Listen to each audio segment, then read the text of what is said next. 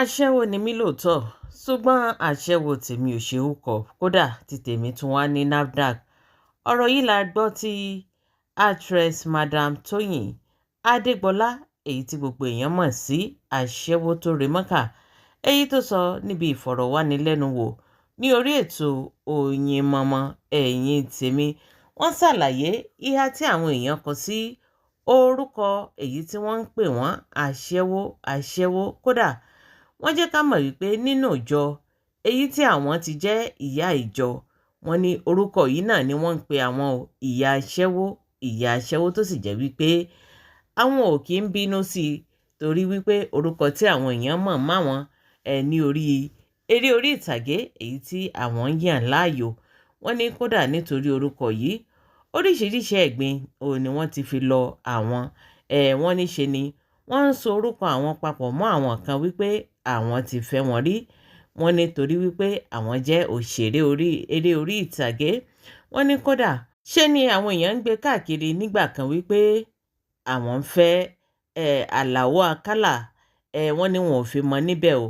Wọ́n ní bó tilẹ̀ jẹ́ wípé Àlàó Àkàlà ti di olóògbé lónìí.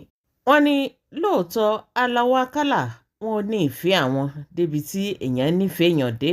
Wọ́n ní ṣùgbọ́n kò sí fífẹ́ kankan láàrin àwọn méjèèjì. Wọ́n ní ó tiẹ̀ nígbà kan tí bàbá ń sọ fún àwọn èèyàn wípé àwọn ò lè fẹ́ Tóyìn Adégbọlá o. Wọ́n ní torí wípé ọmọ gidi ni àti wípé tí fífẹ́ bá lè wà láàrin àwọn méjèèjì, wọ́n ní ìwúlò èyí tí arábìnrin yìí wúlò fún àwọn, wọ́n ní kò ní sí ń bẹ̀ mọ́ Ẹ̀yin Tèmi. Wọ́n láwọn èèyàn ò fi mọ níbi Àlàó Àkàlà o. Wọ́n ní àwọn tó ń sọ wípé àwọn fẹ́ bàbá Ládọjà Ẹ̀yin Tèmi. Wọ́n ní wọn ò tó fi mọ níbẹ̀. Wọ́n ní wọ́n tún sọ débi wípé àwọn tún fẹ́ ààrẹ orílẹ̀-èdè Nàìjíríà náà, ìyẹn bàbá Olúṣẹ́gun Ọbásanjọ́. Wọ́n ní kò sí tí ojú àwọn ò tí ì rí tán. Wọ́n ní in tó bá wu àwọn èèyàn ni wọ́n lè pè àwọn. Wọ́n lè pa àwọn láṣẹ́wó. Aṣẹ́wó làwọn lóòótọ́. Wọ́n ní ṣùgbọ́n aṣẹ́wó tàwọn, wọ́n ní kò ṣe hookup, bẹ́ẹ̀ sì ni ti tàwọn tún ní NAFDAC. Nínú fídíò yìí wọ́n sọ̀rọ̀ ilẹ̀kùn Ẹ̀yin Tèmi. Ẹ jẹ́ ká gbọ́ nǹkan tí màmá aṣẹ́wó tó re mọ́kà èyí tó sọ. Aṣẹ́wó tèmi ò kì í ṣe hookup. Ibi tí yàtọ̀ wà. tó tún ní NAFDAC number àwọn yòókù ò ní.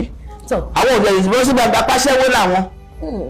bí mo lọ ṣọ́ọ̀ṣì wọn á pè mí láṣẹ́wó. ní ṣọ́ọ̀ṣì wa ní ṣọ́ọ̀ṣì tí mo ti ṣẹ́jọ̀ yáṣẹ́wó. Torí nígbà kan èmi gbọ́rọ̀ ní aṣẹ́wó tó re mẹ́kà ó fàkàlà. Mo ló fàkàlà. ìfẹ́ Bọ̀dá Báyọ̀ ẹgbẹ́ mo ṣe polówó wọn nísìnyí. Bọ̀dá Báyọ̀ jí èèyàn dáadáa, wọ́n fẹ́ràn mi. wọ́n wá sọ fún ẹnìkan ẹni àwọn rò pé ẹ̀ ń fẹ́ ní. Bọ̀dá Báyọ̀ sọ fún wọn ti dòkú báyìí àwọn rí wa wọnú. Ó ní mi ò lè fẹ́ Tóyìn tí n bá ọmọ yẹn good asset ni téèyàn ń rí lò fún jẹ. Tí n bá fẹ́ kò ní lè ṣẹ́ bó ṣe kó máa ṣẹ́ fún wa mọ́.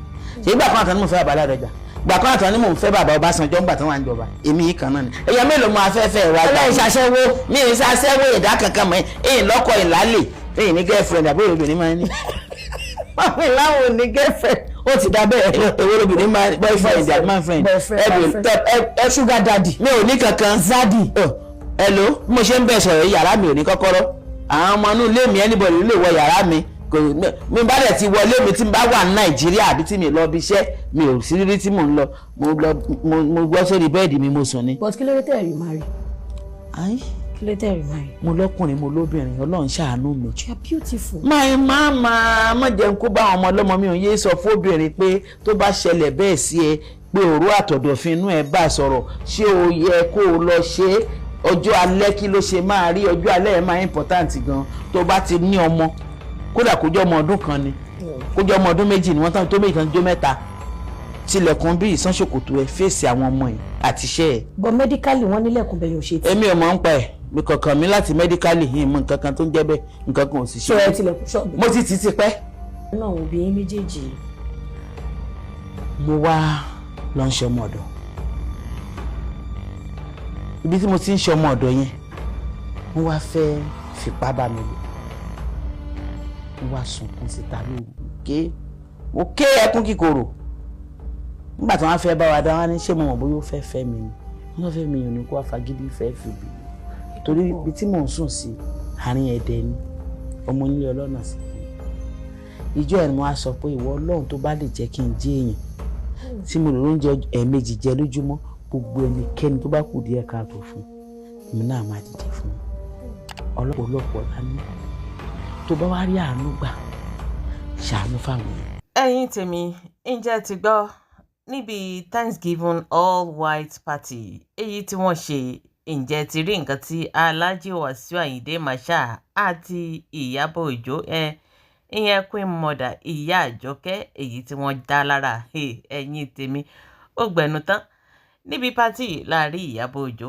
èyí tó mújó tó ń sọ̀dí wékewéke níbi tí ó ti ń jó ní Alhaji Wasiu Ayinde Marshal làwọn náà ń ṣe kíni ni wọ́n ń jíǹjẹ̀ ni wọ́n ń kì í ni wọ́n ń kì í lórí kì náà ń kọrin orin tí wọ́n ń kọ yìí ó gbẹ̀nu tán ẹ̀yin tèmi ẹja jọ gbọ́. ṣé kí ni ìrẹ̀kú Ìyábọ̀ ìjẹ́rìí ìjọba nìkan lóde òkúwájú wájú báyìí ìwọ lẹ́yìn o. ọdún náà fẹ́fẹ́ èdè lọ́jọ́ mi ìyàwó ìṣàkóso láyé.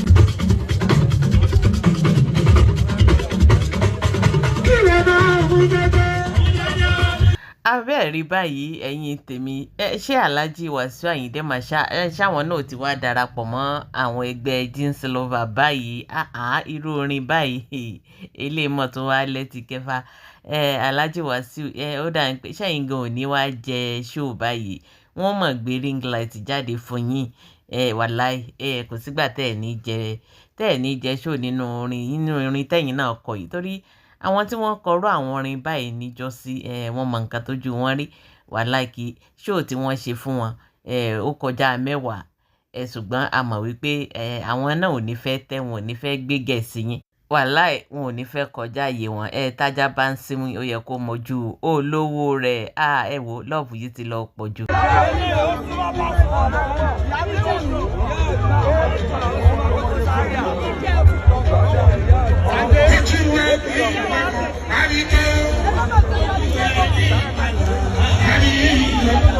ẹ máa mú kàtà bíbò kẹrù pé màá dá sí ẹ wò.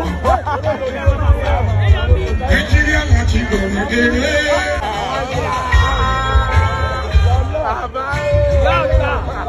Sunday kí ló dé? Sunday kí ló dé? Kí ló dé?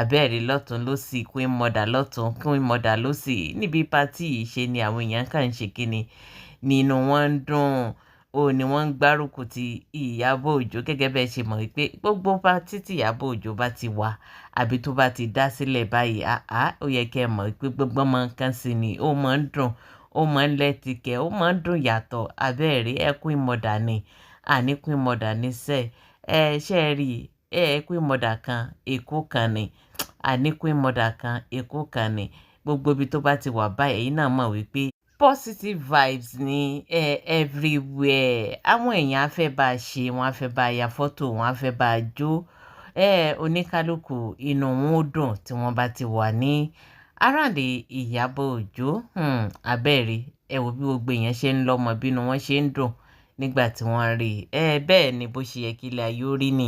kí ni tẹ́yìn náà rò lórí ọ̀rọ̀ actress Madam Tóyìn Adégbọlá àti ti Ìyábọ̀ Òjó gbogbo ìdáhùn yín ẹ fi sí orí comment section ẹ jẹ́ ká jọ sọ ẹ jẹ́ ká jọjọ́ tó bá ṣe ìgbà àkọ́kọ́ ní èyí tí ẹ̀yin ṣalábàápàdé fídíò wa ẹ má gbàgbé láti subscribe sí orí channel wa. Gbogbo ìgbà tá a bá sì ti ń ju àwọn videos wa ẹ máa bá wa comment, ẹ máa bá wa like, ẹ sì máa bá wa share. Ire o.